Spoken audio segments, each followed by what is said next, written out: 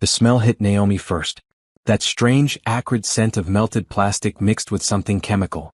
She stood in her bathroom, her hand frozen on the edge of the trash can, staring at what looked like a warped, blackened piece of plastic buried beneath crumpled tissues and cotton pads. Her heart started beating faster, though she didn't know why yet. Something felt wrong. That instinct that lives in your gut, the one that whispers danger before your brain catches up. She pulled the tissue away carefully, like she was uncovering evidence at a crime scene. And there it was. A credit card. Or what used to be a credit card.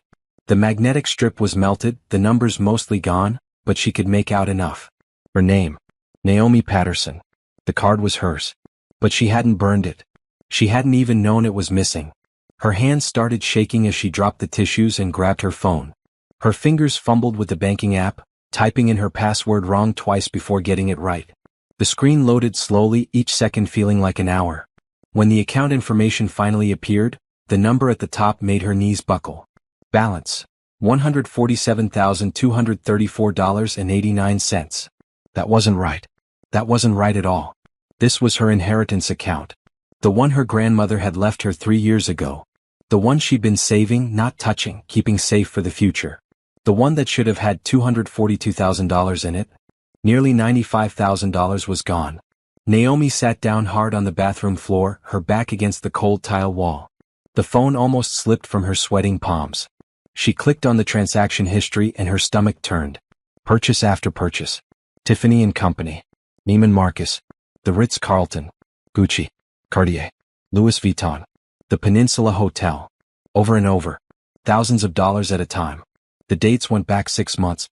6 months of someone spending her money. 6 months of someone using her card. 6 months of theft happening right under her nose. She scrolled faster, her breath coming quick and sharp. There were dozens of transactions. Restaurants she'd never been to. Stores she never shopped at. Hotels in the city over and over again. The same hotels. The same days of the week. Tuesdays and Thursdays. Like clockwork. Someone had a pattern. Someone had a routine. Someone thought they'd gotten away with it by burning the evidence. Naomi's phone buzzed in her hand, making her jump. A text from Trevor, her husband. Working late tonight. Don't wait up. Love you. She stared at those words. Love you. 2 words that suddenly felt hollow. Because right now, sitting on her bathroom floor with a burned credit card in her trash and nearly $100,000 stolen from her, she realized something terrifying. Someone in her life had done this.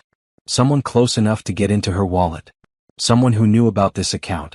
Someone who had access to her personal space, her home, her things. She kept this card separate from her regular wallet, hidden in her dresser drawer under her winter scarves. She barely looked at it herself. It was her safety net, her secret security. But it wasn't secret anymore.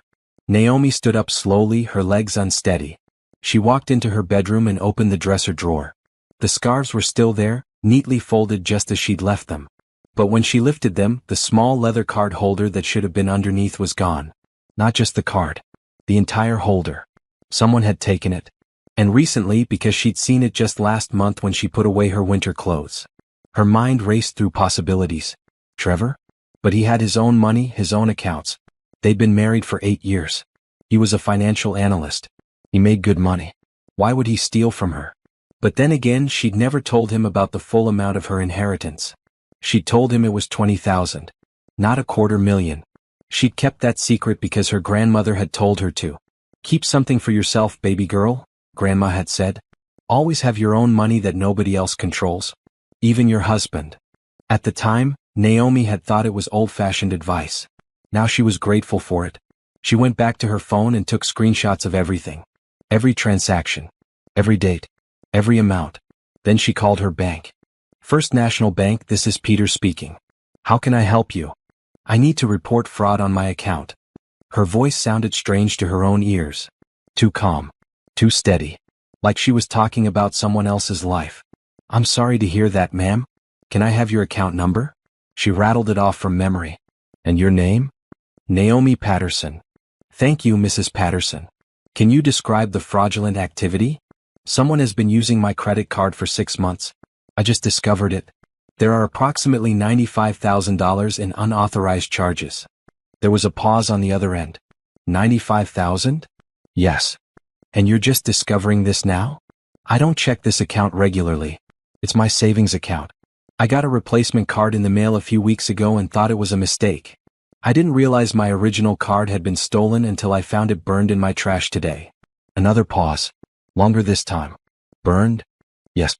Someone tried to destroy it. I see. Peter's voice changed. Got more serious. Ma'am, I'm going to transfer you to our fraud department immediately. This is a criminal matter. Please hold. The hold music was some soft jazz that felt absurd given the situation. Naomi walked to her window and looked out at the street below. Their neighborhood looked so normal. So peaceful. Nice houses. Trimmed lawns. People coming home from work. Everything looked the same as it had this morning when she'd left for her job at the marketing firm. But nothing was the same. Everything had changed the moment she smelled that burned plastic. Mrs. Patterson? This is Detective Rodriguez from the Fraud Investigation Unit. I understand you've discovered significant unauthorized charges on your account. Yes. I'm going to need you to come into the branch tomorrow with any evidence you have. Bring the burned card, your identification, and any documentation you have about the account. We'll also need you to file a police report. Do not alert anyone that you've discovered this. If the perpetrator is someone you know, we don't want them destroying more evidence. Someone I know? The words came out as a whisper. Mrs. Patterson, in cases of credit card theft with this much money involved, especially when the card was kept in a private location, the perpetrator is almost always someone with access to the victim's home. A family member. A close friend. Someone who has regular access to your personal space. The room tilted. Naomi sat down on the bed. Mrs. Patterson? Are you there? Yes, I'm here. Is there somewhere safe you can go tonight? Somewhere you can think about who might have had access to your card? I need to think. That's fine. But please don't tell anyone about this discovery yet. Come to the branch tomorrow at 9 a.m. Ask for me directly. We'll get to the bottom of this. After she hung up, Naomi sat in the silence of her bedroom. The house was so quiet. Too quiet. She looked around at everything that had been her life for 8 years. The bed she shared with Trevor. The photos on the dresser of their wedding day. The art they'd picked out together. The furniture they'd chosen. How much of this was real? How much of her life was built on lies? Her phone buzzed again. Another text from Trevor. Forgot to tell you, Bethany is coming over for dinner tomorrow night. That okay? Bethany. Trevor's sister. The one who was always borrowing things. The one who had a key to their house for emergencies. The one who was going through a divorce and always seemed to need money. Naomi's blood went cold. She texted back, sure. Sounds great. Then she took the burned credit card, put it in a Ziploc bag and hid it in her car. Tomorrow she'd know the truth. Tomorrow she'd start getting answers. Tonight she'd pretend everything was fine. Because whoever had stolen from her had made one crucial mistake. They thought burning the card meant burning the evidence. They didn't know about transaction histories. They didn't know about digital footprints. They didn't know that every purchase left a trail. And Naomi was going to follow that trail all the way to the truth. No matter where it led. The bank branch looked like every other bank. Clean. Professional. Boring. But Naomi felt like she was walking into a courtroom as she pushed through the glass doors at exactly 9 a.m. She'd barely slept. Every time she closed her eyes, she saw numbers.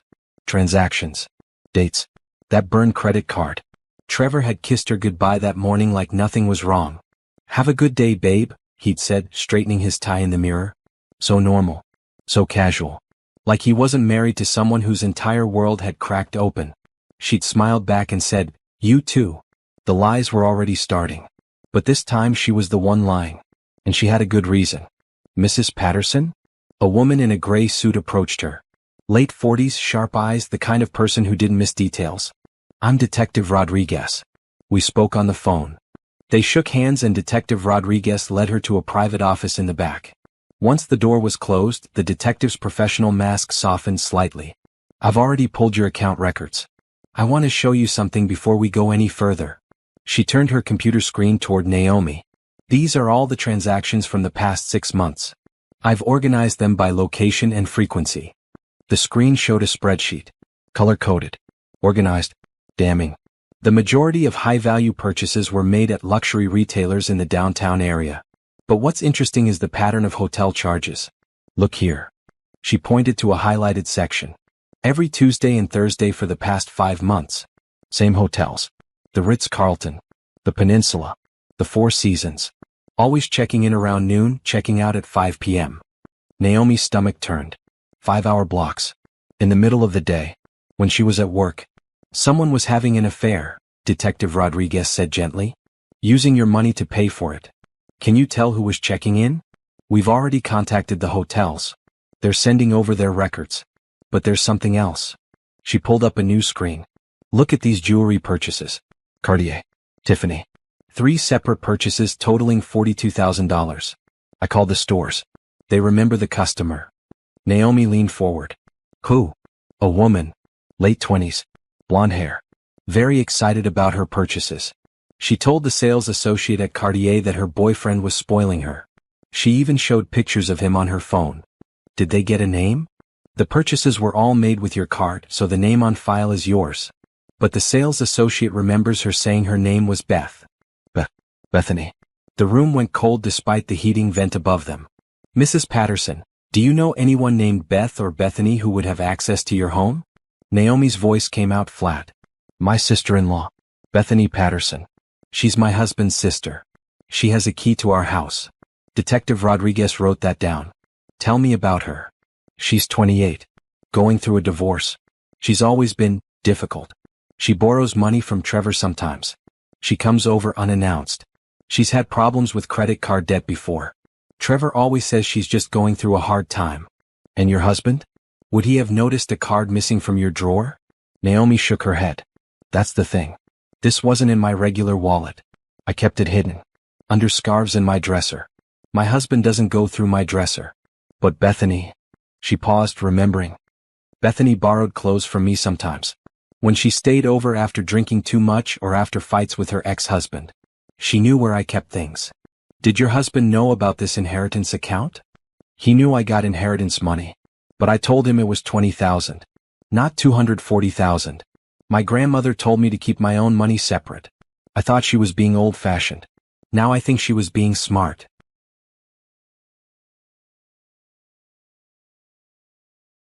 Detective Rodriguez nodded. She was protecting you. And that protection is about to pay off. Because here's what we're going to do. I need you to file an official police report. Then I'm going to contact the stores where the large purchases were made and request security footage. Hotels keep records for a year. Stores keep them for 6 months. We're going to identify everyone who used that card. What if it's really her? What if it's Bethany? Then she's committed credit card fraud, identity theft, and grand larceny. That's prison time, Mrs. Patterson. Serious prison time. But I need you to be absolutely sure before we move forward. Because once we start this investigation officially, there's no going back. Naomi thought about Bethany sitting at her dinner table tonight. Eating her food. Drinking her wine. Pretending to be family while she'd stolen nearly $100,000. I'm sure. Do it. Good. Now, I need you to do something that's going to be hard. I need you to act normal. Don't confront her. Don't hint that you know anything. We need to gather evidence first. If she realizes you know, she might run or destroy more evidence. She's coming to dinner tonight. Perfect. Let her come. Watch her. Listen to her. See if she's wearing any new jewelry. Take note of everything. But don't tip your hand. After the bank, Naomi drove to a different part of town. She'd found a private investigator online last night. His name was Bernard, and his website said he specialized in infidelity and fraud cases. His office was above a dry cleaner, small and cluttered with file boxes and old coffee cups. Bernard himself was in his 60s, with gray hair and tired eyes. But when Naomi told him her story, those eyes got sharp. You think your sister-in-law is having an affair with your husband? I don't know yet. But she stole my credit card and spent almost $100,000 on hotels and jewelry. Someone was with her. Someone she wanted to impress. Could be a boyfriend. Could be your husband. Could be someone else entirely. Bernard pulled out a notepad. Here's what I can do. I can follow both of them. See where they go. Who they meet. I can get photos, videos, time-stamped evidence. But I need to know, are you sure you want to see what I find? Yes. Even if it's bad? Especially if it's bad. He quoted her a price. It wasn't cheap. But Naomi had money. Money that was actually hers that no one had stolen. She paid him half up front. Start today. My husband works downtown at Morrison Financial. My sister-in-law lives at the Oakwood Apartments on 5th Street. Here are their photos. She showed him pictures on her phone. I need to know if they're together. I need to know if they're still using my money somehow. I need to know everything. Bernard studied the photos. This your husband? Yes.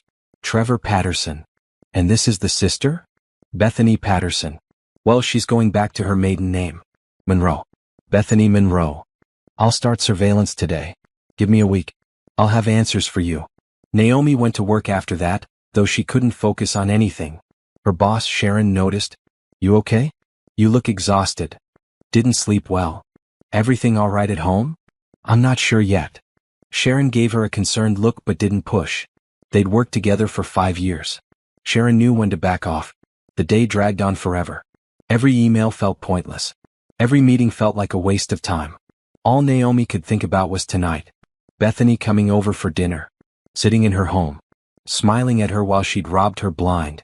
At 5:30 she left work and stopped at the grocery store. If she was hosting dinner, she needed to make it look real. She bought ingredients for Bethany's favorite meal, chicken parmesan with garlic bread. The irony wasn't lost on her. Trevor got home before Bethany. He kissed Naomi on the cheek and grabbed a beer from the fridge. How was your day?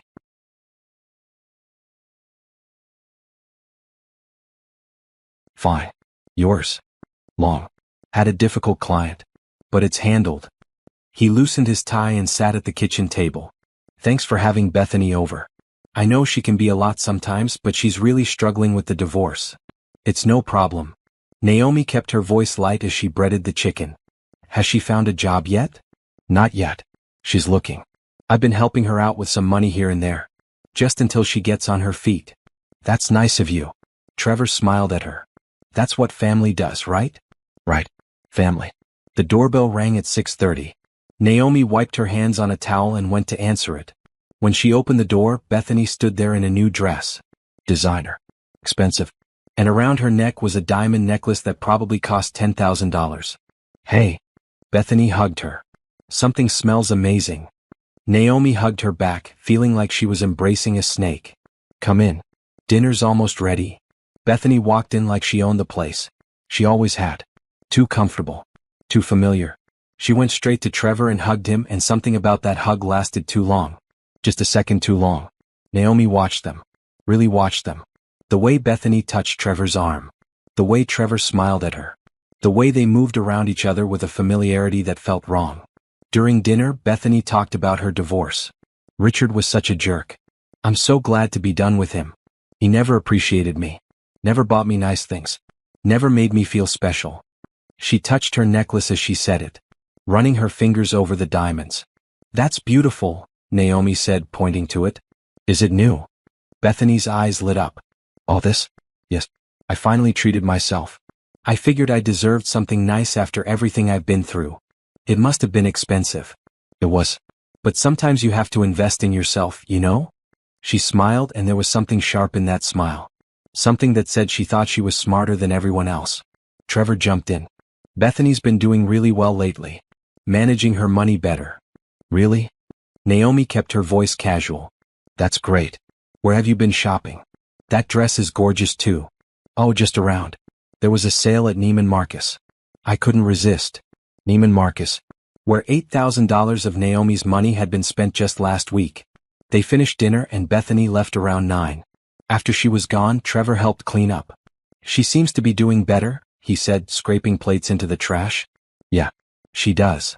Naomi loaded the dishwasher, her mind racing. Where do you think she got the money for that necklace? She probably saved up. Or maybe Richard gave her something in the divorce settlement. Maybe. That night, Naomi lay in bed next to Trevor, listening to him breathe. He fell asleep quickly, like he didn't have a care in the world. But Naomi stared at the ceiling, her mind spinning. She thought about Bethany's necklace. Her dress. The way she'd touched Trevor's arm. The way he'd defended her. Protected her story. Tomorrow Bernard would start his surveillance. Tomorrow the bank would get the security footage. Tomorrow the truth would start coming out. But tonight, Naomi had to lie next to her husband and pretend she didn't suspect him of the worst betrayal imaginable. It was going to be a long night. Bernard called at 2 p.m. the next day. We need to meet. Now. Naomi was in a meeting, but she stood up immediately. Excuse me. Emergency. She grabbed her purse and left, ignoring Sharon's concerned look. She met Bernard at a coffee shop 3 blocks from her office. He was already at a corner table, laptop open, face grim. "That was fast," Naomi said, sitting down. Her heart was pounding. "I followed your sister-in-law this morning. Left her apartment at 10 a.m. Know where she went?" "Where?" "Your house." The coffee shop noise faded to background static. "What?" "She let herself in with a key. Stayed for about an hour. But here's the thing, your husband's car was already in the driveway. His office told me he called in sick this morning." Naomi's hands gripped the edge of the table. "Show me." Bernard turned the laptop toward her. On the screen was a series of photos. Time-stamped. Crystal clear. 10:02 a.m. Bethany's car pulling into Naomi's driveway. 10:05 a.m. Bethany walking to the front door, key in hand, smiling. 10:07 a.m. Bethany entering the house. "I waited outside for an hour," Bernard said quietly. "They didn't come out. So I went around back. Your bedroom curtains were open about 2 inches. He pulled up another photo. Naomi's stomach dropped. It was her bedroom. Her bed. And in it, unmistakably, were Trevor and Bethany. "I'm sorry," Bernard said. "I got video too. Time-stamped, date-stamped, everything. You'll need it for court. But I wanted you to see the stills first." Naomi couldn't speak. Couldn't breathe. She stared at the photo. Her husband. His sister. In her bed. In her house. While she was at work, trusting them both. "There's more," Bernard said. "I pulled some records last night. Your husband and Bethany have been texting constantly. I got access to phone records through a contact. Over 300 texts in the past month alone. They've been careful about deleting messages from their phones, but the records don't lie." He pulled up a spreadsheet. Numbers. Dates. Call logs. They talk every day. Multiple times. Calls lasting 30-40 minutes. And look at these dates. He highlighted several rows. These match the hotel dates from your credit card statements. Every Tuesday and Thursday when they were checking into hotels, your husband's phone was pinging off the same cell towers. He was there. With her. Naomi felt like she was underwater. Everything sounded distant. Muffled. "How long?" Her voice came out as a whisper. "Based on the phone records? At least 8 months. Maybe longer. 8 months. While Naomi had been working, cooking dinners, sleeping next to him, trusting him. 8 months of lies. And my money? My credit card. I contacted my guy at the police department. The bank sent over the security footage from the stores. It's definitely Bethany in every video. But here's what's interesting. In 3 of the videos, you can see someone waiting for her outside. Tall guy. Brown hair. I compared the footage to your husband's photo." He pulled up a grainy security camera image. Zoomed in. Enhanced. It was Trevor. Standing outside Tiffany's. Waiting while Bethany shopped with Naomi's stolen card. "He knew," Naomi said. "He knew she was using my card. More than that. I think he told her about it. Think about it, how else would she have known about that specific card? You said you never told anyone except him that you had inheritance money. And you kept the card hidden." Naomi's mind raced back through conversations. Had she ever mentioned it? Had she ever shown Trevor where she kept it? Yes. What? 2 years ago. He'd needed her social security card for their taxes, and she'd told him it was in the same drawer under the scarves. He'd seen the card holder then. He told her, Naomi said. He told her about the money and they planned this together. Bernard nodded. That's my theory. They're having an affair. They need money for hotels, gifts, whatever. She has debt. He doesn't want to use his own money because you'd notice. But you have a secret account you never check. So they steal from you. It's perfect. Except they got greedy. They spent $95,000. They got comfortable. They thought they'd never get caught. And then when she realized the bank had sent you a replacement card, she panicked.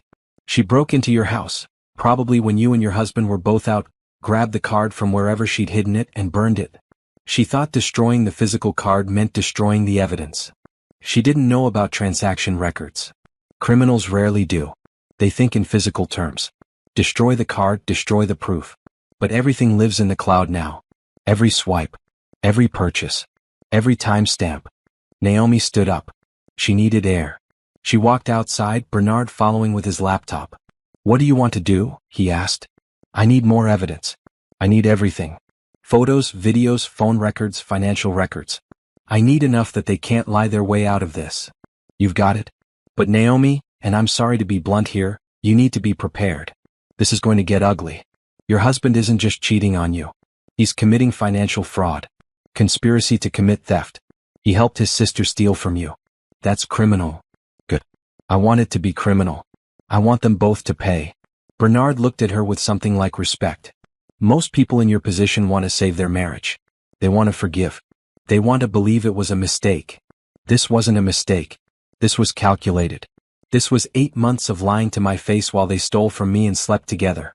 There's no coming back from this. All right then. Give me 3 more days. I'll have everything you need. Photos, videos, timeline, financial proof, phone records. Everything. Naomi went back to work, but she moved through the rest of the day like a robot. Smiled at the right times. Nodded during meetings. Typed emails that probably didn't make sense. At 5 her phone rang. Detective Rodriguez. Mrs. Patterson, I have the security footage from the retailers and hotels. It's definitely your sister-in-law making the purchases. But there's something else. In several of the hotel check-in videos, she's with a man. The hotels are sending over their records now, but from the footage it looks like your husband. It is my husband, Naomi said. I hired a private investigator. He's been following them. They're having an affair. They've been having an affair for 8 months. There was silence on the other end. Then, Mrs. Patterson, this changes things. If your husband knew about the credit card theft and participated in it, he's also criminally liable. I need to ask you directly, do you want to press charges against both of them? Yes. Are you sure? Your husband could face serious time. This isn't just divorce court. This is criminal court. I'm sure.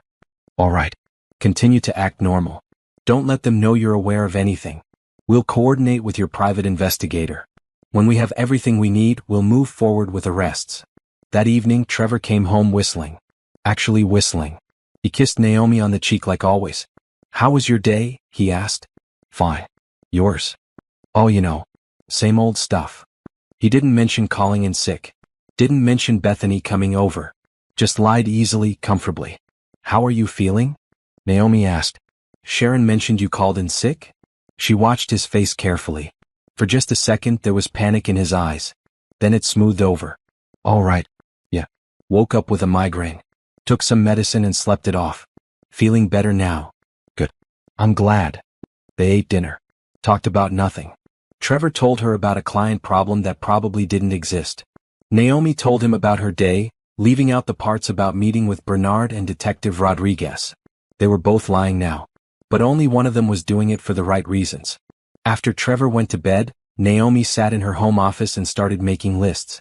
Assets, bank accounts, investments, everything they owned together. She needed to know what was hers, what was his, and what was joint. She also drafted an email to her boss, asking for 3 weeks off starting next month. She'd need time to deal with everything that was coming. Because something was coming. Something big. Something that would tear her life apart. But for the first time since finding that burned credit card, Naomi didn't feel afraid. She felt angry. She felt determined. She felt ready for war. Naomi started keeping a journal. Not a regular journal, an evidence journal. Every day she documented everything. Times Trevor said he was working late versus where Bernard's surveillance showed him actually being. Times Bethany texted him. Times their stories didn't match up. She'd become a detective in her own life. 3 days after Bernard first showed her those photos, he called again. I have everything. When can you meet? They met at his office. This time, Bernard had organized everything into a massive file folder and a USB drive. This is 8 months of their affair in documentation, he said, spreading papers across his desk. Phone records showing 300 plus texts and calls. Credit card statements showing your money being spent on hotels. Security footage from 6 different retailers showing Bethany making purchases. Security footage from 3 hotels showing your husband checking in with her. He pulled up videos on his laptop. Naomi watched in silence as Trevor and Bethany walked into the Peninsula Hotel, his arm around her waist. Watched them laugh together in the lobby. Watched them get into an elevator. Another video. Another hotel. Same thing. I also got footage from this week, Bernard continued. They met Tuesday at your house. Thursday at a different hotel. Yesterday they had lunch together at that French place downtown Laveno. Split a bottle of wine. Held hands across the table. He showed her more photos. Trevor and Bethany at lunch looking at each other like lovers. Because that's what they were. There's no doubt now, Bernard said. This is an active affair. And they're still spending money? I checked with my contact at the bank. There's been $3,000 more charged to your account this week. Naomi felt cold. Oh. I thought they burned the card. They probably wrote down the card number before burning it. They're using it for online purchases now. Look. He showed her new transactions. Amazon. Hotels.com. Restaurant delivery services. They're getting sloppy. They think they're safe. They have no idea I know. Good. Keep it that way for now. Because here's what you need to do next. Bernard pulled out a legal pad covered in notes. I've worked these cases before. You need to get a lawyer immediately. Not just any lawyer, a divorce lawyer who specializes in fraud cases. You need to protect your assets before you make any moves. I already have someone in mind. Naomi had done her research. The best divorce lawyer in the city was a woman named Patricia Chin who had a reputation for being ruthless. Her tagline was, protecting what's yours. Perfect. Good. You also need to move money. Anything that's solely in your name, transfer it to a new account at a different bank. Do it today. Don't tell your husband. What about our joint accounts? Leave them alone for now. If you start pulling money out of joint accounts before filing for divorce, it looks bad. But your personal accounts? Fair game. Protect yourself. Naomi spent the afternoon at a different bank, opening new accounts and transferring everything that was solely hers. Her inheritance account, what was left of it. Her personal checking account. Her small savings account. She moved it all to accounts Trevor didn't know existed.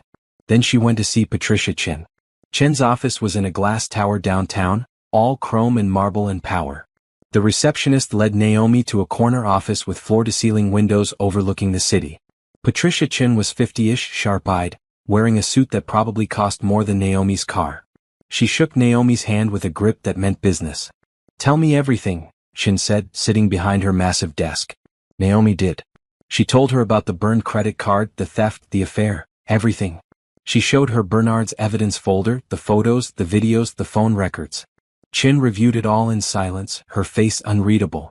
When she finished, she looked up at Naomi. This is one of the most clear-cut cases of fraud and infidelity I've ever seen.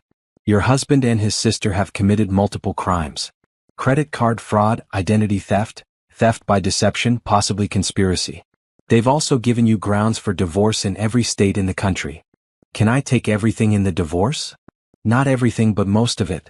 Marital property is usually split 50-50. But when one spouse has been stealing from the other, defrauding the other, that changes things. We can argue for a disproportionate settlement based on his criminal behavior. Plus, he'll have legal fees for his criminal defense. He'll have restitution to pay you. By the time we're done, you'll come out ahead. What about Bethany? She's going to prison. No question. The amount she stole puts her in felony territory. She'll face 3 to 5 years minimum, plus restitution.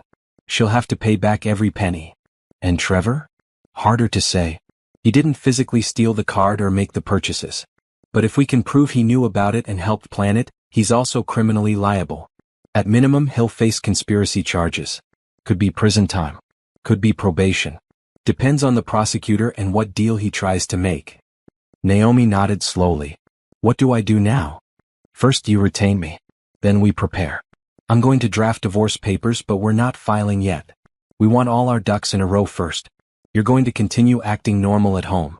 Keep gathering evidence if possible. The private investigator, keep him on it.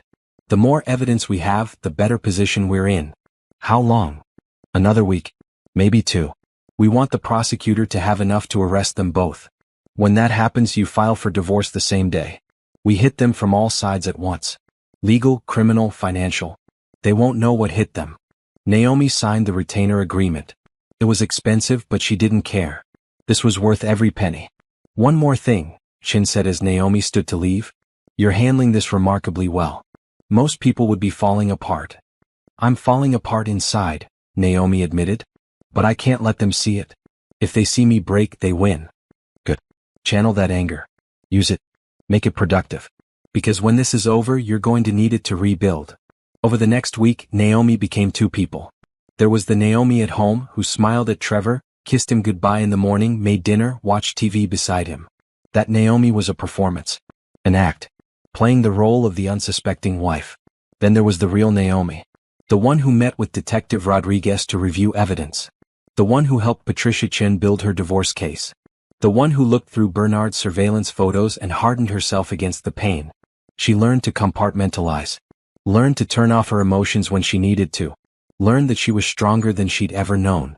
Trevor seemed to relax. He probably thought he'd gotten away with it. The card was burned. Naomi didn't suspect anything. He and Bethany could keep playing house with stolen money. One night, Trevor's phone buzzed with a text while he was in the shower. Naomi glanced at it. A message from Bethany. Can't wait for Tuesday. I need you. Naomi took a photo of the screen with her own phone. Added it to her evidence folder. On Thursday, Trevor said he had to work late. Bernard followed him to the same hotel where he'd been meeting Bethany. They checked in at noon. Checked out at 5. Bernard got it all on video. Naomi watched the footage that evening on her laptop while Trevor was asleep next to her. Watched her husband walk into a hotel with his sister. Watched them kiss in the parking lot before going inside. She didn't cry. She was beyond crying now. Instead, she forwarded the video to Patricia Chin and Detective Rodriguez. Added it to the pile of evidence that was growing larger every day. She was building a case. A bulletproof, airtight case. When she finally made her move, there would be no escape. No excuses. No way out. Trevor and Bethany thought they were smart. Thought they'd covered their tracks. Thought burning a credit card meant erasing their crimes. They had no idea that every text, every transaction, every hotel visit was documented. Time-stamped. Recorded. Preserved. They had no idea that Naomi had stopped being a victim and become something else entirely. They had no idea what was coming. Detective Rodriguez called on a Monday morning. We're ready to move forward with charges. Can you come to the station today? Naomi took a personal day from work and met Rodriguez at the police station. The detective led her to a conference room where a man in a suit was waiting. This is Assistant District Attorney Michael Brooks. He'll be prosecuting your case. Brooks was in his 40s with the kind of face that had seen too much. He shook Naomi's hand and gestured to a chair. Mrs. Patterson, I've reviewed all the evidence. What your sister-in-law did is textbook credit card fraud and grand larceny. What's unusual is the amount involved and the duration. $95,000 over 6 months? That shows planning. Intent. This wasn't a one-time mistake. What about my husband? Naomi asked. Brooks flipped through a file. That's more complicated. We have evidence he was present for some of the purchases. We have evidence of the affair. We have phone records showing constant communication. But what we need to prove is that he knew about the theft and participated in planning it. He knew, Naomi said. He had to have known. I believe you. But in court I need proof. What we have right now would likely result in lesser charges for him, maybe accessory after the fact if we can prove he knew about the stolen card and didn't report it. But conspiracy? Harder to prove without direct evidence. So what happens? We arrest Bethany. That's a certainty. With the video evidence, the security footage, the credit card records, she's going to jail. The question is whether your husband faces charges too. Detective Rodriguez pulled out a recording device. Here's what I'm proposing. Tomorrow you confront Bethany about the theft. We'll wire you for audio. If she admits to anything, especially if she implicates your husband, we'll have what we need. You want me to wear a wire? I know it sounds dramatic. But in cases like this, getting the suspect to talk is often the best evidence. If she confesses on tape, there's no wiggling out of it. She'll deny everything. She'll lie. Maybe. But people often confess when confronted with evidence. Especially if they think confessing might reduce their punishment. You tell her you know about the card, show her some of the evidence and see what she says. Even if she lies, those lies become evidence too. Lies that we can disprove in court. Naomi thought about it. The idea of confronting Bethany made her stomach turn. But if it meant getting justice, she'd do it. What about Trevor? Does he know about this? No. And he can't know. This is between you, Bethany, and law enforcement. If your husband is involved, we don't want to tip him off. That evening, Naomi texted Bethany. Can you come over tomorrow around 2? I need to talk to you about something. Bethany responded immediately. Sure. Everything okay? Yeah. Just need your advice on something. See you then. 2 hearts. The heart emoji made Naomi want to throw her phone across the room. The next day, she met Detective Rodriguez in a parking lot near her house. Rodriguez fitted her with a small recording device, hidden in her shirt. Just have a normal conversation, Rodriguez instructed. Bring up the credit card naturally. Show her evidence. See what she says. We'll be listening from here, but we won't come in unless you're in danger. Try to get her to admit to using the card. What if she refuses to talk? Then we arrest her anyway. This just makes the case stronger. Naomi drove home with her heart pounding. She felt like an actress preparing for the role of her life. She rehearsed in her head what she'd say, how she'd bring it up, how she'd keep her cool. Bethany showed up at exactly 2 p.m. wearing a new outfit. More clothes bought with Naomi's money. Hey. Bethany hugged her. Naomi hugged back, feeling sick. They sat in the living room with coffee. Small talk first. Bethany complained about her ex-husband, talked about a job interview she had next week, mentioned she might move to a nicer apartment soon. Moving to a nicer apartment on what money? Naomi wanted to scream. Actually, Naomi said, setting down her coffee cup. That's kind of what I wanted to talk to you about. Money. Bethany's smile flickered. Just for a second. Oh. I've been having some issues with my bank account. Charges I don't recognize. Naomi kept her voice casual. Confused. Not accusatory. Not yet. Really? That's scary. Identity theft. Maybe. The thing is, they're at stores and places I've never been. The bank is investigating. They said I might know the person who used my card. Bethany shifted in her seat. Why would they say that? Because the card was taken from my house. From my bedroom. It wasn't stolen from my wallet or anything. Someone went into my drawer and took it. The color drained from Bethany's face. She tried to hide it by taking a sip of coffee, but her hands shook slightly. That's weird. Do you think Trevor? I don't think it was Trevor. Naomi pulled out her phone and opened the photos. The ones Bernard had taken of Bethany at Tiffany's. At Neiman Marcus. She turned the phone toward Bethany. I think it was you. Silence. Heavy and suffocating. Bethany stared at the photos. Her mouth opened, closed, opened again. She looked like a fish out of water. That's not, how did you? The bank has security footage from every store. They have hotel records. They have everything, Bethany.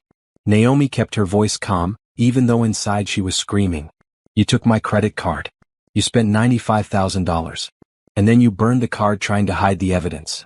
Naomi, I can explain? Then explain. Bethany set down her coffee cup with shaking hands. I was desperate. The divorce left me with nothing. I had debt. I needed help. I was going to pay you back, I swear. By burning the card? I panicked. When I saw the bank sent you a replacement, I thought you'd figure it out. I thought if I destroyed the original card, there wouldn't be proof. There's always proof, Bethany. Digital records. Transaction histories. Everything lives in the cloud now. Naomi leaned forward. What I want to know is how you knew about that card. It was hidden in my drawer. I never told anyone except Trevor about that money. Bethany's eyes widened. She realized her mistake. He told you, didn't he? Naomi pressed. Trevor told you about my inheritance account. He told you where I kept the card. No. I found it one day when I was borrowing clothes. Liar. You couldn't have known what it was just by finding it. You knew it was connected to a large account. The only way you'd know that is if someone told you. Bethany stood up, her face flushed. Fine. Yes. Trevor told me you had money. He said you were keeping it secret from him and that wasn't fair. He's your husband. You should have told him. So you decided to steal it? We needed it. You don't understand what it's like to struggle. Naomi stood too. We needed it? You and Trevor? Bethany froze. She'd said too much. You and my husband stole from me together. Naomi's voice was ice. You've been having an affair with him, and you stole my money to pay for your hotels and your jewelry and your fancy clothes. It's not like that.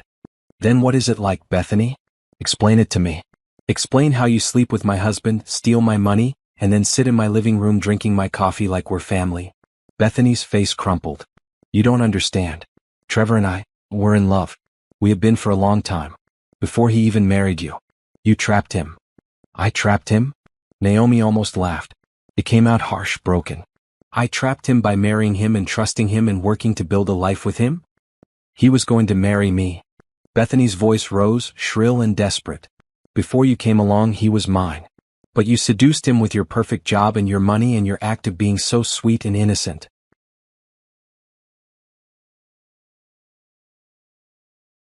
Stop. Naomi held up her hand. Just stop. You're having an affair with your brother. Half-brother. We're half-siblings. Same father, different mothers. It's not the same thing. It's still family, Bethany. And it's still my husband. He never loved you. Bethany was crying now, mascara running down her face. He told me. He said marrying you was a mistake. He said he wished he'd chosen me instead. Naomi felt like she'd been punched. But she kept her face neutral. Kept her voice steady. So you stole from me? To punish me for marrying him? To take back what should have been ours?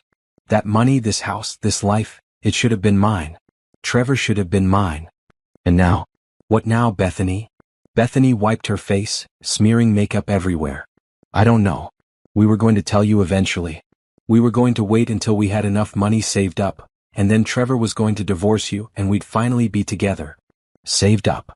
Naomi's voice was sharp. You mean until you'd stolen enough of my money? It's not stealing if it was meant to be ours anyway. That's not how the law works. Bethany froze again. The law? I've already filed a police report, Bethany. The bank investigated. They have all the evidence. And now I have your confession. On tape. Naomi gestured to her shirt, where the recording device was hidden. Bethany's face went white. You're recording this? Every word. You can't do that. That's illegal. Actually, in this state, only one party needs to consent to recording a conversation. I consent. And the police are listening right now. As if on cue, there was a knock at the door. Detective Rodriguez and 2 uniformed officers. Bethany backed away, shaking her head. No. Bethany Monroe, Detective Rodriguez said, walking into the living room. You're under arrest for credit card fraud, identity theft, and grand larceny. The officers handcuffed Bethany while she sobbed and protested. She looked at Naomi with hatred in her eyes. You're ruining everything. Trevor loves me. He'll never forgive you for this. I don't need his forgiveness, Naomi said quietly. I need justice. They led Bethany out. She was still screaming, still crying. Neighbors came out of their houses to watch. By tonight, the whole street would know. After they left, Detective Rodriguez stayed behind. That went better than expected. She confessed to everything. She implicated your husband. We have enough now to bring him in for questioning. When? Tomorrow. Let him think everything is normal tonight. Tomorrow morning we'll bring him in. That night was surreal. Naomi cooked dinner like nothing had happened. When Trevor came home, she kissed him on the cheek. How was your day? She asked. Good. Yours? Interesting. They ate dinner. Watched TV. Trevor complained about a work issue. Naomi nodded and pretended to care. Around 9 p.m. Trevor's phone rang. He looked at it and frowned. It's Bethany. That's weird, she usually texts. He answered. Hey, what's up? Naomi watched his face change as he listened. Watched the color drain away. Watched his hands start to shake. What? When? What do you mean arrested? He listened more, then hung up. Looked at Naomi with panic in his eyes. That was Bethany's lawyer. She's been arrested. For credit card fraud. Oh my God, Naomi said, faking surprise. That's terrible. What happened? I don't know. I need to go help her. I need to post bail or something. At this hour? Can't it wait until morning? She's my sister, Naomi. I have to help her. Of course. Naomi kept her voice supportive. Understanding. Do what you need to do. Trevor grabbed his keys and left. Naomi sat in the quiet house and waited. Tomorrow everything would change. Tomorrow Trevor would learn that his sister hadn't called him from jail. Her lawyer had. And that conversation had been orchestrated by Detective Rodriguez to see how Trevor would react. He'd rushed to help her. Hadn't asked questions. Hadn't seemed surprised. Because he knew what she'd done. And now the police knew he knew. Naomi woke up at dawn and started moving. She'd prepared for this day for 2 weeks. Now it was time. First she packed a bag. Clothes, toiletries, important documents. Everything she'd need for a few weeks. She loaded it into her car while Trevor was still at the jail trying to figure out bail for Bethany. Then she called Patricia Chin. It's time. File everything. I'll have the papers filed within the hour. The process server will deliver them to your husband at his office this afternoon. What about the joint accounts? I'm filing an emergency motion to freeze them pending the divorce proceedings. By this afternoon, neither of you will be able to access joint funds without court approval. Your separate accounts are already protected. Next, Naomi called her bank. I need to freeze all joint accounts associated with my name effective immediately. May I ask why, Mrs. Patterson? I'm filing for divorce today. My husband has been committing fraud using my accounts. My lawyer will be sending over the paperwork. I'll process that right away. The accounts will be frozen within the hour. Then she drove to the apartment she'd secretly rented 2 weeks ago. 1 bedroom, furnished in a secure building across town. Nobody knew about it. Not Trevor. Not Bethany. Not even her co-workers. This was her safe place. Her new beginning. She unpacked her bag and sat down on the couch. Her phone rang. Patricia Chin. Papers are filed. Divorce petition, emergency restraining order, motion to freeze assets, and motion for exclusive use of the marital home. The court granted everything. Your husband is being served right now. Restraining order? Standard in cases involving fraud and potential domestic issues. He can't contact you, can't come within 500 feet of you, and can't access the house. As of right now, that house is yours. What if he tries to go home? Police will remove him. I already notified them. They're waiting. Naomi felt a strange mix of relief and fear. This was really happening. After 2 weeks of planning, it was all in motion. What happens now? Now we wait for his response. He has 20 days to file an answer to the divorce petition. But given the criminal charges his sister is facing, I expect his lawyer will want to negotiate quickly. What criminal charges is he facing? That's up to the DA. But based on Bethany's confession and the evidence, at minimum he's looking at conspiracy charges. Could be more if they can prove he actively participated in the theft. An hour later, Bernard called. Your husband just got served at his office. I was across the street. He came out looking like he'd been hit by a truck. He tried calling you. Then he got in his car and drove home. Fast. Police are there waiting for him. I know. I'm watching from down the street. He just pulled up. 2 officers are approaching him now. Naomi could picture it. Trevor getting out of his car, confused and angry. Officers telling him he couldn't enter his own house. Him demanding to know why. Them showing him the restraining order. He's yelling at them, Bernard continued. Now he's on his phone. Probably calling you again. Naomi's phone buzzed. Trevor calling. She didn't answer. It buzzed again. Text message. What the hell is going on? Why can't I get in the house? Why are you filing for divorce? Call me. She didn't respond. Another text. Naomi, please. We need to talk about this. This is insane. Whatever you think I did, you're wrong. Please call me. She turned off her phone. At noon, Detective Rodriguez called the landline at her new apartment. We brought your husband in for questioning. He's here now with his lawyer. Do you want to know what he's saying? Yes. He's denying everything. Says he didn't know about the credit card theft. Says his sister must have done it without his knowledge. Says the affair is a lie. Even though we have photos, videos, phone records. He claims the photos and videos are taken out of context. Says he was helping his sister through her divorce, being supportive. Says they're family, so of course they spent time together. And the hotel rooms? He says he never went to hotel rooms with her. Says those must be someone else in the videos. But we have clear footage of him. His lawyer is arguing the footage is grainy, could be anyone. They're going to fight this hard. What about Bethany? What is she saying? She's singing like a bird now that she's looking at real prison time. She admitted to the affair. Admitted your husband knew about the credit card theft. Said it was his idea to use your hidden card because you'd never notice. She's trying to make a deal, testify against him in exchange for reduced charges. Will it work? Probably. The DA wants your husband more than her. She's a thief, but he's a financial analyst who helped plan fraud against his own wife. That's a bigger fish. If her testimony can guarantee a conviction against him, they'll take the deal. So what happens to her? Probably 2 years instead of 5. Plus restitution. She'll have to pay back every penny, even if it takes the rest of her life. And Trevor?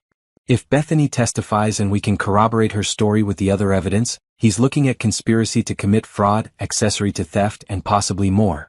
3 to 7 years. Naomi closed her eyes. Part of her felt triumph. Part of her felt sick. This was her husband. The man she planned to spend her life with. But he'd betrayed her. Stolen from her. Lied to her face for 8 months. He deserved this. Keep me updated, she told Rodriguez. That evening she turned her phone back on. 53 missed calls from Trevor. 32 text messages. Each one more desperate than the last. Please talk to me. This is crazy. You're throwing away our marriage over nothing. I love you. I never wanted to hurt you. Bethany is lying. She's trying to protect herself by blaming me. My lawyer says you have no proof. This will never hold up in court. I'll fight you on everything. You'll get nothing in the divorce. I can't believe you're doing this to me. After everything I've done for you. That last one made her laugh. A harsh, bitter sound. After everything he'd done for her? He'd stolen from her. Cheated on her. Lied to her. She blocked his number. Then she texted her boss. Sharon, I need to take some personal time. Family emergency. I'll work remotely for the next few weeks if that's okay. Sharon responded immediately. Of course. Take all the time you need. Is everything all right? It will be. The next few days were a blur. Patricia Chin filed motion after motion. Subpoenas for bank records, phone records, credit card statements. Discovery requests for Trevor's financial information. Demands for asset disclosure. Trevor fought back. His lawyer filed counter motions. Argued that the divorce was premature, that they should try counseling first. Argued that the restraining order was unnecessary. Argued that the asset freeze was too broad. The judge denied everything. Sided with Naomi on every point. Given the evidence of fraud and infidelity, the judge wrote in her order, the court finds sufficient grounds for immediate dissolution of marriage and protection of the plaintiff's assets. A week after the papers were filed, Trevor showed up at Naomi's office. Security called her before he could get to her floor. Mrs. Patterson, there's a man here claiming to be your husband. He's demanding to see you. We have a copy of your restraining order on file. Should we call the police? Yes. She watched from her office window as police arrived and escorted Trevor away. He was shouting, gesturing wildly, making a scene. By that afternoon, it was all over social media. Someone had filmed Trevor being removed from the building. The video was grainy but clear enough. Trevor Patterson, financial analyst, being arrested for violating a restraining order. His reputation was destroyed. His sister was in jail. His marriage was over. And his crimes were about to catch up with him. Trevor's arrest for violating the restraining order made everything worse for him. His lawyer called Patricia Chin the next morning. My client wants to talk settlement. I'm listening, Chin said with Naomi on speakerphone. He's willing to give up his claim to the house and agree to a 60-40 split of marital assets in your client's favor. In exchange, he wants her to drop the criminal charges. I can't drop criminal charges, Naomi said. That's up to the DA. But you could refuse to cooperate with the prosecution. Chin cut in. My client has already given her statement. The DA has enough evidence without her. And besides, we're not negotiating anything until we see full financial disclosure. We need to know what assets your client has hidden. He hasn't hidden anything. Then disclosure should be easy. We want bank statements for all accounts, investment records, retirement accounts, and any offshore holdings. We have 30 days. Until then, no negotiations. The lawyer sputtered. That's ridiculous. You're on a fishing expedition. No, we're exercising our legal right to discovery. If your client has nothing to hide, this shouldn't be a problem. After the call, Chin turned to Naomi. He's hiding money. I guarantee it. Men like him always have a secret account somewhere. How do we find it? We subpoena everything. Bank records, tax returns, credit reports. If he has money hidden, we'll find it. While the divorce proceeded, the criminal case against Bethany moved forward. She'd taken the DA's deal, testify against Trevor in exchange for reduced charges. Her testimony was damning. Trevor told me about Naomi's inheritance money about a year into their marriage, Bethany said in her deposition. He said she was keeping it secret from him and that wasn't fair. He felt like she didn't trust him. Over time he started complaining about it more. Saying how if something happened to them he'd get nothing. Saying she was being selfish. When did the affair begin? The prosecutor asked. About 2 years ago. We'd always been close. We're half siblings, same father. We grew up together. There was always chemistry. But we never acted on it until my marriage started falling apart. Trevor was there for me. We started talking more. Meeting for coffee. Then one thing led to another. And the credit card theft? That was Trevor's idea. He knew where Naomi kept the card. He told me about it about 8 months ago. Said if I needed money I could use it. Said Naomi never checked that account so she'd never notice. He said we could use it for hotels, for trips, for whatever we needed. And that eventually when he divorced Naomi, we'd pay it back. He specifically told you to use the card? Yes. He wrote down the card number for me. He knew the PIN. He'd gone through her things and gotten all the information. And when you burned the card? I panicked when I saw the bank had sent Naomi a replacement. Trevor told me to get the original card and destroy it. He thought if the physical card was gone, there'd be no proof. I broke into their house when they were both at work and found where Naomi had hidden it. Burned it in her bathroom and threw it away. Trevor said to make sure it was completely destroyed. The prosecution had everything they needed. Trevor had planned the theft. He'd given Bethany the information. He'd told her to destroy evidence. He was guilty. Completely. Undeniably guilty. His lawyer tried to discredit Bethany. She's just trying to reduce her own sentence. She's lying to save herself. But then the prosecution presented the phone records. Texts between Trevor and Bethany. Did you get it? Yes. Burned it like you said. Good. No evidence now. We need to cool it on the spending. Don't want to trigger any alerts. But I need a new dress for the fundraiser. Fine. But nothing over $2,000. Keep it reasonable. Message after message showing Trevor's knowledge and participation. His lawyer requested a recess. 3 hours later they came back with a new offer. My client will plead guilty to conspiracy to commit fraud in exchange for probation instead of prison time. The DA shook his head. No deal. Your client planned this theft, provided the means and helped cover it up. He's going to trial and he's going to lose. 2 weeks later, Trevor was formally charged with conspiracy to commit credit card fraud, conspiracy to commit theft and obstruction of justice. His bail was set at $50,000. He posted it using his retirement account. Meanwhile, the divorce moved forward. Chen's subpoenas revealed what she'd suspected. Trevor had a hidden account in the Cayman Islands. $200,000 that he'd moved there over the past 3 years. He was planning to leave you anyway, Chen told Naomi. He'd been moving money out of reach for years. Can we get it back? Absolutely. The court will order him to return it. Plus, this proves he was hiding assets during the marriage, which gives us even more leverage. The judge was not pleased when she learned about the hidden account. Mr. Patterson has shown a pattern of deception, fraud, and asset concealment, she said in court. I'm awarding Mrs. Patterson 70% of all marital assets, including the offshore account, plus restitution for the stolen inheritance funds, plus attorney fees. Trevor's lawyer objected. The judge overruled. Your client stole from his wife, lied under oath about his assets, and is currently facing criminal charges for fraud. He's lucky I'm only awarding 70%. This court is not going to reward criminal behavior. When the verdict came down, Trevor had to give Naomi the house, worth $400,000. 70% of his retirement account, $180,000. The entire Cayman Islands account, $200,000. Restitution for the stolen inheritance, $95,000. Her attorney fees, $35,000. In total, he had to pay her over $900,000. He'd have to sell everything he owned. His car. His investments. His watch collection. He'd be financially ruined. But Naomi felt no sympathy. He tried to ruin her. Now he was facing the consequences. At work, Trevor was fired. His company didn't want an employee facing fraud charges. It was bad for their reputation. His friends stopped calling. When word got out about what he'd done, stealing from his wife, having an affair with his half-sister, people were disgusted.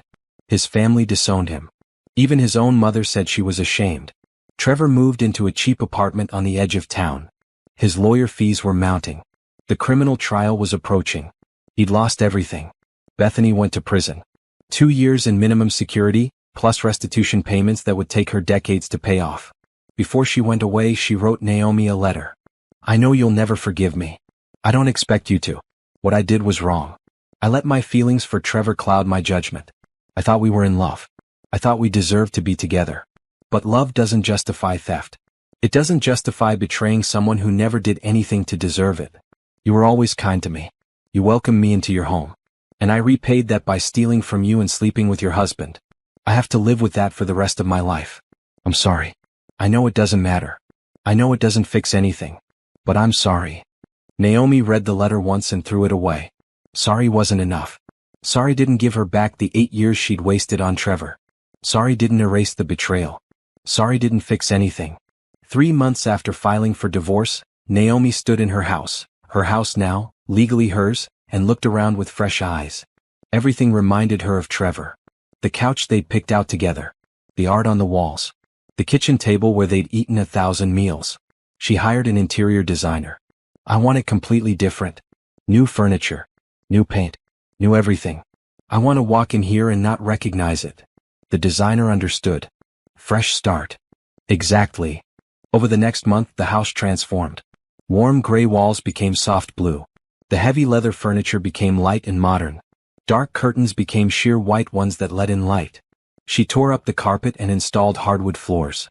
By the time she was done, the house looked nothing like it had. It looked like hers. Just hers. At work, Sharon pulled her aside. I don't know what you're going through and you don't have to tell me. But I want you to know, you've been one of my best employees for 5 years. If you need anything, time off, reduced hours, just to talk, I'm here. Thank you. Actually, I've been thinking. I want to take on more responsibility. I want to stay busy. Sharon smiled. I was hoping you'd say that. We have a new client, major account. I want you to lead it. The project was huge. Rebranding for a tech startup that was about to go public. It would mean long hours, lots of travel, complete focus. Perfect. Naomi threw herself into work. She stayed late. Came in early. The project became her life and she was grateful for the distraction. 6 weeks into the rebrand project, she was at a networking event for tech industry professionals. The startup CEO had invited her to meet potential investors. That's where she met Julian. He was tall, with kind eyes and an easy smile. An architect who designed the startup's new headquarters. They ended up talking at the bar after the formal part of the event ended. You did the rebrand?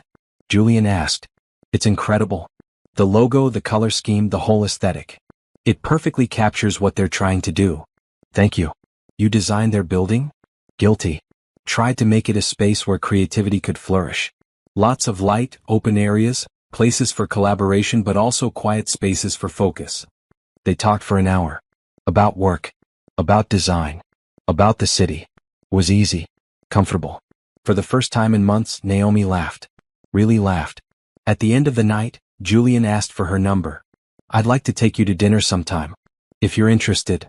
Naomi hesitated. Was she ready for this? Was it too soon? But then she thought, why not? She was divorced. Free. Starting over. I'd like that. Their first date was at a small Italian restaurant. Julian was a gentleman. He pulled out her chair. Asked about her day. Listened when she talked. Can I ask what happened with your marriage? He said carefully. You don't have to answer. But I feel like there's a story there. Naomi considered lying. Making something up. But she was done with lies.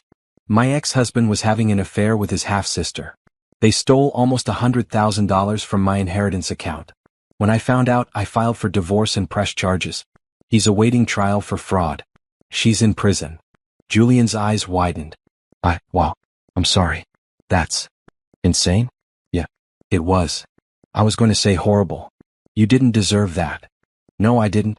But it taught me something important. I'm stronger than I thought I was. And I deserve better. You definitely do. They kept seeing each other. Slow at first. Just dinner once a week. Then twice. Then he started coming to her house for movie nights.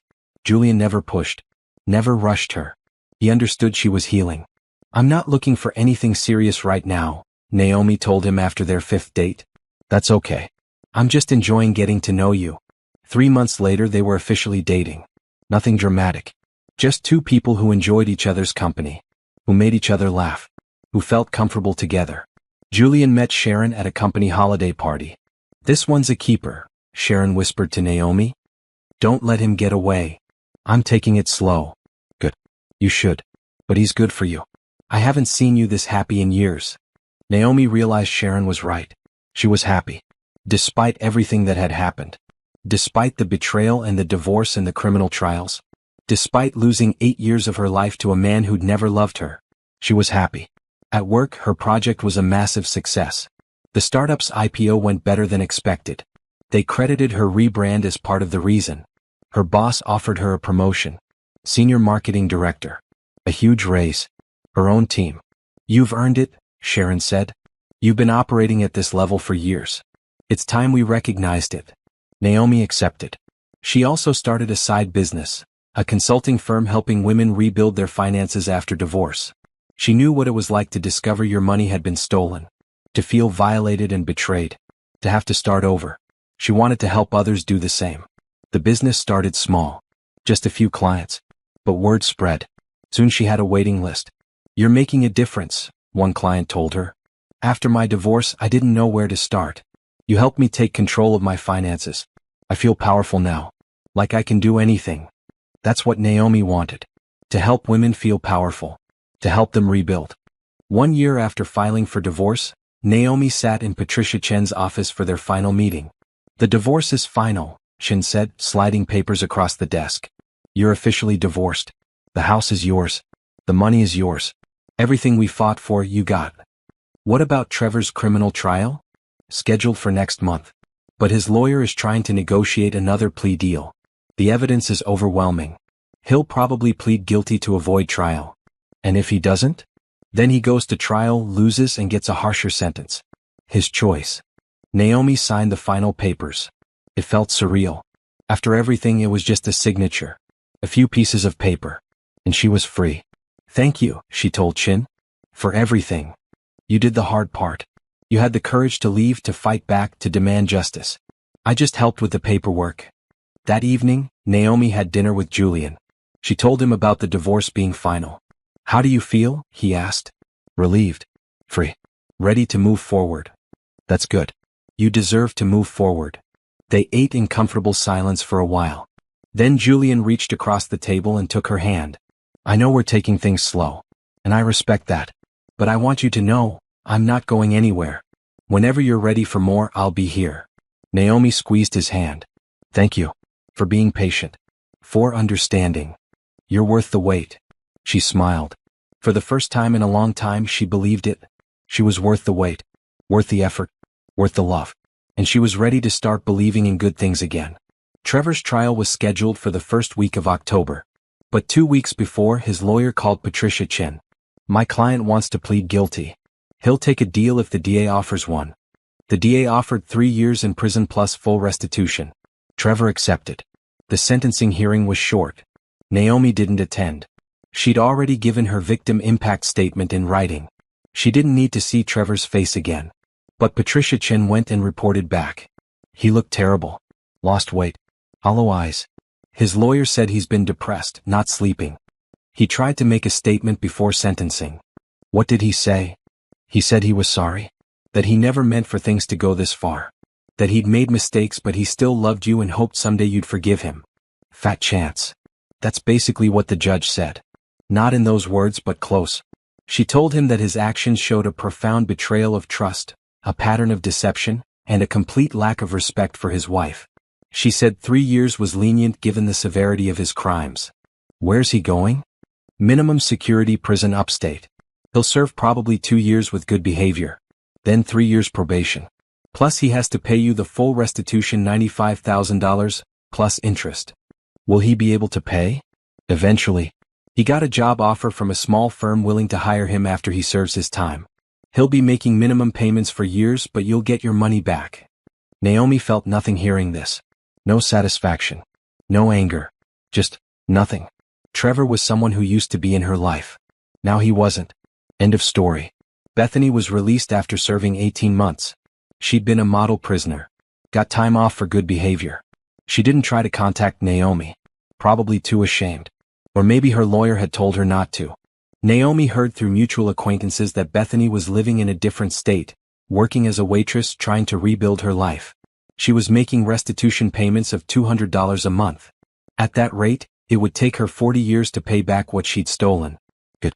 6 months after Trevor's sentencing, Naomi got a call from Detective Rodriguez. I wanted to check in. See how you're doing. I'm good. Really good, actually. I'm glad to hear it. You were incredibly brave through all of this. Most people would have tried to protect their spouse. You demanded justice instead. He didn't deserve protection. He deserved consequences. Well, he got them. Both of them did. And I hope you know you did the right thing. Cases like this often go unreported because people are embarrassed or scared. You weren't. You fought back. That takes courage. Thank you for believing me. For taking it seriously. It was an honor to work your case. Take care of yourself, Naomi. After they hung up, Naomi sat in her home office and looked around. At the business she'd built. At the life she'd created. At the freedom she'd fought for. She thought about the woman she'd been a year and a half ago. The woman who'd found a burned credit card and thought her world was ending. That woman had been afraid. Uncertain. Broken. But she'd also been strong. She'd fought back. She'd demanded justice. She'd refused to be a victim. And now she was thriving. Her business was growing. She had clients in 3 states. Women who needed help rebuilding after divorce, after betrayal, after financial abuse. Her relationship with Julian was solid. He'd met her friends, met Sharon. They were talking about moving in together. Nothing rushed. Nothing forced. Just 2 people building something real. Her job was going well. She'd been promoted again. Director of marketing for the entire firm. Her team respected her. Her projects were winning awards. She had her house. Her independence. Her peace of mind. She'd taken something terrible, betrayal, theft, fraud, and turned it into fuel. Fuel for change. Fuel for growth. Fuel for success. Trevor had tried to break her. Instead, he'd made her stronger. That was the real revenge. Not sending him to prison, though that was satisfying. Not taking his money, though she deserved every penny. The real revenge was building a life so good, so full, so happy that he became irrelevant. He was a footnote now. A bad chapter in a story that was still being written.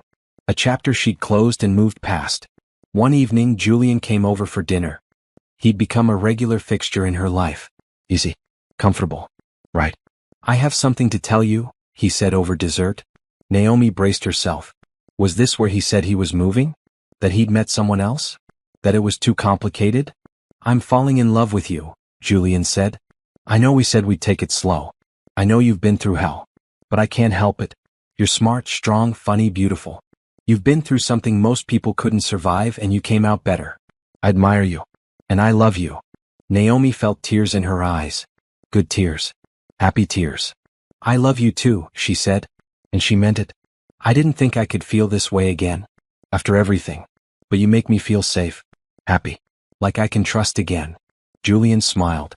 We don't have to rush anything. I just wanted you to know. I know. And I'm grateful. They sat in comfortable silence for a while. Then Julian spoke again. Can I ask you something? Do you have any regrets? About how you handled everything? Naomi thought about it. No. Not one. I could have ignored the burned card. Could have convinced myself it was nothing. Could have confronted Trevor privately and let him talk his way out of it. Could have forgiven them both and tried to move on. But you didn't. But I didn't. I demanded justice. I fought back. I refused to be a victim. And because of that, I got my life back. I got my money back. I got my self-respect back. And they got what they deserved. Yes, they did. Julian raised his wine glass. To justice. And to new beginnings. Naomi clinked her glass against his. To new beginnings. 2 years after finding the burned credit card, Naomi stood in front of the mirror in her bedroom, the bedroom she'd completely redecorated, in the house that was completely hers, and smiled at her reflection. She barely recognized herself. Not physically. She looked the same. But something in her eyes was different. Confidence. Strength. Peace. Her phone buzzed. A text from Julian. Ready for me to pick you up? Big day. Today was the grand opening of her consulting firm's first physical office. What had started as a side business helping women rebuild after divorce had grown into something bigger. Patterson Financial Recovery Services now had 5 employees, an office downtown, and clients in 6 states. They specialized in helping women who'd been victims of financial fraud, identity theft, or economic abuse.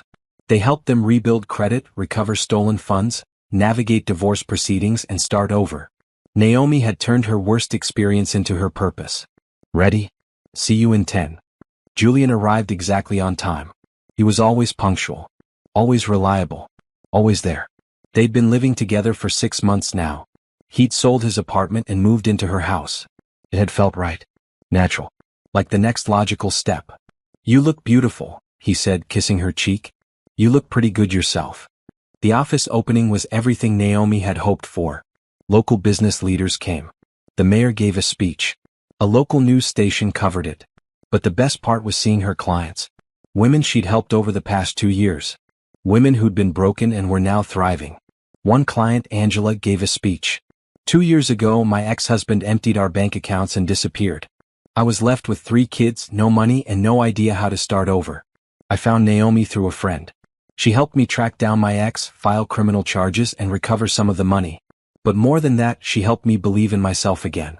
She showed me I wasn't stupid for trusting him. I was human. And humans deserve second chances. Angela's voice broke. Because of Naomi, I was able to rebuild. I bought a house, started a business. My kids are thriving. And I'm happy. Really, truly happy. So thank you, Naomi, for saving my life.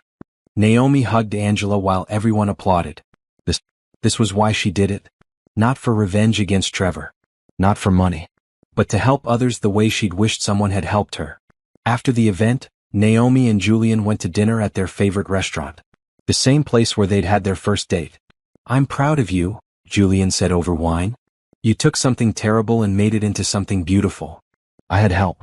Good people around me. You especially. I didn't do anything. You believed in me. You gave me space to heal. You never pushed. You just loved me. That's everything. Julian reached across the table and took her hand. I have something for you. He pulled out a small box. Naomi's heart skipped. Before you panic, Julian said, this isn't what you think. I know you're not ready for that. I know marriage is complicated for you now. I respect that. He opened the box. Inside was a key. It's the key to a studio space I rented. Downtown. For you. I know you work from home a lot, but I thought you might want a creative space. Somewhere just for you. To paint, write, think. Whatever you need. Naomi felt tears in her eyes. Julian? You mentioned once that you used to paint in college. That you'd stopped after you got married because Trevor said it was a waste of time. I thought maybe you'd want to start again. She kissed him. Right there in the restaurant. Didn't care who was watching. Thank you. For seeing me. For knowing what I need before I know it myself. That's what love is, right? Paying attention. A month later, Naomi stood in her new studio space. Blank canvases lined the walls. Paint supplies covered a table. Natural light streamed through huge windows. She picked up a brush. She hadn't painted in 10 years. Wasn't sure she still could. But as soon as the brush touched canvas, something clicked. Muscle memory. Creative instinct. Whatever it was, it felt right. She painted for hours. Lost herself in color and movement. When she finally stepped back, she created something abstract. Bold reds and blues. Chaos turning into order. It was her story. Her journey. Destruction becoming creation. At work, she'd been promoted again. Chief Marketing Officer. She had a team of 20 now. Her projects were featured in industry magazines. She was invited to speak at conferences. Her life was full. Rich. Meaningful. One evening, she got an unexpected call. A number she didn't recognize. Hello? Naomi? It's Trevor. Her stomach dropped. She almost hung up. But curiosity won. What do you want? I wanted to talk to you. I know I don't deserve your time. I know I screwed up everything. But I'm out now. On probation. And I wanted to say I'm sorry. Really sorry. For everything. Okay. I was hoping we could meet. Just for coffee. I want to explain. No. Please. Just give me a chance to. Trevor, I'm going to say this once. What you did to me was unforgivable. You didn't just cheat. You didn't just steal. You betrayed me in every possible way. With your own sister. Using my money. In my house. For months. And then you tried to destroy the evidence. You didn't just break my heart. You tried to break me. I know. I was wrong. I was so wrong. I've had 2 years to think about it and I don't care what you've thought about. I don't care what you've learned. I don't care what you're sorry for. You're not my problem anymore. You're not my concern. You're nothing to me. Naomi. I rebuilt my life without you. I'm successful. I'm happy. I found someone who treats me the way I deserve to be treated. Someone honest and kind and faithful. Everything you weren't. I'm glad you're happy. But please can we just... No. We can't. This is the last time we're ever speaking. Don't call me again. Don't try to see me. Don't contact me. We're done. We've been done. She hung up. Blocked his number. Felt nothing but relief. That chapter was closed. For good. That night, Julian asked how her day was. Trevor called. Julian's face darkened. What did he want? To apologize. To explain. To meet for coffee. And? I told him no. Told him I'd moved on. Told him never to contact me again. Julian hugged her. I'm proud of you. For what? For choosing yourself. For not falling for his manipulation. For being strong. I learned from the best, Naomi said, smiling. 6 months later, Julian proposed. Properly this time. With a ring. They were hiking in the mountains at a viewpoint overlooking the city. The sun was setting. Everything was golden and perfect. "Naomi Patterson," he said, getting down on one knee. "I love you. I love your strength, your determination, your kindness, your ability to turn pain into purpose. I love who you are and who you're becoming. I want to spend my life with you. Not because I need you, but because I choose you. Every day. Will you marry me?" Naomi felt tears streaming down her face. Happy tears. Grateful tears. "Yes. Yes, I'll marry you." They got married 6 months later. Small ceremony. Just close friends and family. No drama. No stress. Just love. Sharon was there. Patricia Chin came. Detective Rodriguez sent a card. Bernard, the private investigator, showed up with his wife. It was perfect.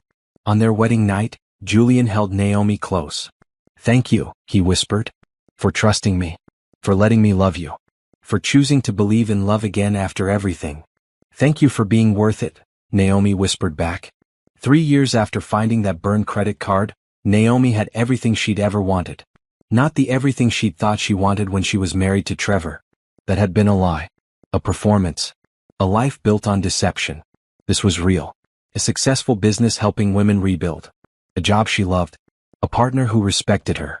A home that was truly hers. Freedom. Independence. She'd been betrayed. Stolen from. Lied to. Cheated on. In the worst possible way. But she'd survived. More than survived. She'd thrived. And that was the sweetest revenge of all. Not sending Trevor to prison though he deserved it. Not taking his money though she'd earned every penny. Not exposing his crimes though they needed to be exposed. The sweetest revenge was building a life so beautiful, so fulfilling, so happy that he became irrelevant. He'd wanted to break her. Instead, he'd forged her into something stronger. She'd wanted revenge. And she'd gotten it. Not through destruction but through creation. Not through hatred but through healing. Not through making him suffer but through refusing to suffer herself. She'd taken back her power. Her money. Her life. Her future.